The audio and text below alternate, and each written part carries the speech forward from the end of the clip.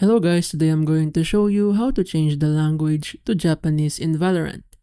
First, open Valorant and click the V icon in the top left corner. From there, go to Settings and make sure you're on the General tab. Find Text Language at the top, click the drop-down menu, and select Japanese.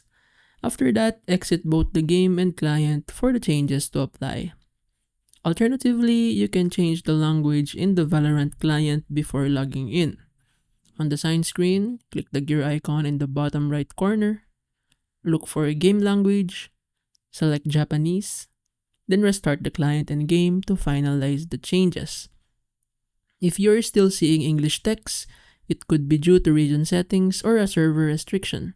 Some languages are locked to specific servers, so if you don't see Japanese as an option, you may need to change your Riot account's region.